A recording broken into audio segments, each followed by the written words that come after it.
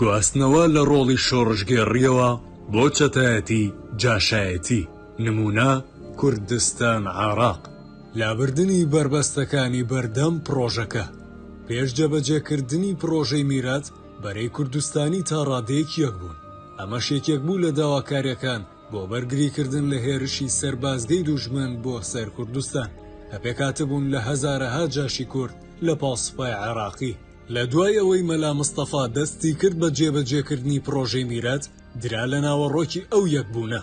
مەلا مستەفا سوور بوو لەسەر سەپاندنی مەسعود بەسەر حەدەکەدا، پێی خۆش بێتیان پێی ناخۆش بێت و بە زەبری هێز و فێڵبازی سەپاندی بەسەر بەرزاندا. بە پاڵپشتی زوبێری خاڵی دوای دابینکردنی هێزی پێویست حیزبی کرد بە دارە دەستەی خۆی و بە ئارەزی خۆی دەیجوڵاند و دەستی گرت بەسەر هەموو دەسەڵاتە سیاسی و توانەدارایی و سەربازەکاندا و گواستیانەوە بۆ بارەگای تایبەتی خۆی. بارەگای بارزانی پێکاتووە لە مەلا مستەفا، ئیدریس، مەسعود. دکتۆر مەحموود عوسمان دەڵێت کە ئاگاداری بابەتە شاراوەکانە سەرکردایەتی کە بە هیچ جۆرێک بڕوای بە حیزبایەتی نییە. لە دوای بەیاننامەی ئازار ڕاستەوخۆ دەستی بە فراوانکردنی نفوزی خۆی کرد بۆ ناو حیزب، چونکە دەیزانی ڕۆڵێکی گرنگ دەگێڕێت لەم قۆناغەدا، ئەوەش بە سەپاندنی هەندێک ئەندام بەسەریدا. ئەمەش بەڕوونی لە کۆنگرەی هەشتی ساڵی 1970 دەرکەوت کە ئیدریس و مەسعود هاتنە نێو سەرکردایەتی حیزبەوە و چەند ئەندامێکی ناحیزبی سەپێنران بەسەر ئەم سەرکردایەتیەدا. بۆ جێبەجێکردنی ئەم بابەتەش بە شێوەیەکی ناشەرعی ژمارەیەکی زۆر ئەندامی ناحەزبی خستە نێو هۆڵی کۆنگرەوە، بە جۆرێک سێ بەشی نوێنەرەکانیان پێک دەهێنا.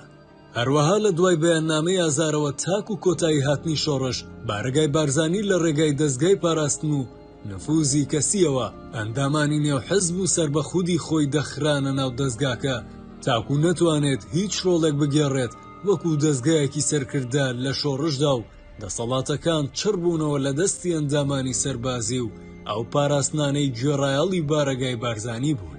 بەم جۆرە ڕۆڵی حزبی دەبینی و ئامادەبوونیشی لە شۆڕش ڕۆژ بە ڕۆژ لەسەر هەموو ئاستەکان لاواز دەبوو. بە پێیەوەی لە دەستوردا هاتووە ڕۆڵی پێشکەوتن لە پۆستە حزبیەکان کۆتایی هات.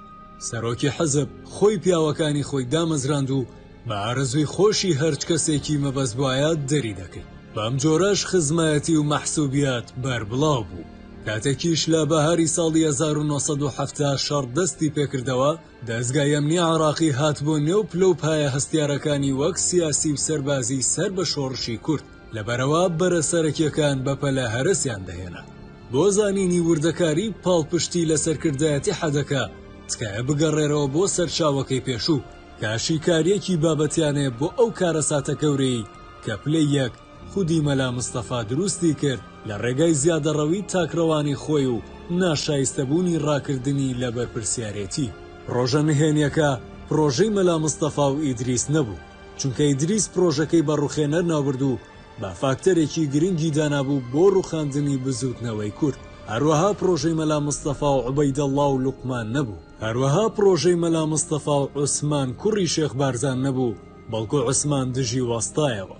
ڕۆژەکە پرۆژەی مەلا مستەفا و حەسۆ میرخانی دۆڵەمەری و حاجگی جەمی و حەسەن خاڵ حەمزە و یان سەرکردەکانی تر لە هاوڕێیانی چەکدارە کۆنەکان نەبوو. تەنانەت پرۆژەی سەرکردایەتی حەزبی پارتی دیموکراتی کوردستان و بارزانیەکانی تریش نەبوو. ڕۆژەکە بە دیاریکراوی پرۆژەی مەلا مستەفا و مەسعود و مەحموود ئاغا زێباری و زوبێر ئاغای کوڕی و براکانی بوو. ڕۆژەکە پەیوەندی بە خێزانەکەیەوە هەبوو لە دواهەمین ژنی. بیانوەکە زۆر ڕوون بوو. مەلا مستەفا گەیشتۆتە تەمەنی پیری و ناکرێت چاوەڕێ بکات پرۆسەی میرات لە دوای ڕۆشتنی بسەپێنرێ. دەبێت تا لە ژیان زاماوە جێبەجێ بکات. هەموو شتێک بە زۆر و لە ژێر فشاردا بوو. هیچ بواری چاوەڕێکردنی تیانە بوو. سەرەڕای بربەستە گەورەکان و نەبوونی لۆژیک و شەرعیەت، مەلا مستەفا پرۆژە سۆزدارەکەی پەسەند کرد. هەموو هێزێکی خۆی کۆ کردەوە بۆ لابردنی هەموو بربەستەکان، ئەگەر باجەکەی هەرچیەکیش بێت. پرۆژەکەش جێگای جێبەجێکردن نەبوو، تەنها لە ڕێگای پێچ و پەناو چەواشەکاری و ڕۆژبگیری و توند و تیژی و درۆ و تاوانکاریەوە نەبێت. ڕۆژەکە پاڵپشتی جەماوەری نەبوو، نەدەکرا بەدی بهێنرێت. تەنها بە داماڵینی هەموو بەها نیشتیمانی و نەتەوایەتی و مرۆڤایەتیەکان نەبێت و هەروەها بە بەکارهێنانی هێز بۆ سەپاندنی ئەمری واقع و خزان بەرەو جاشایەتێکی زیاتر.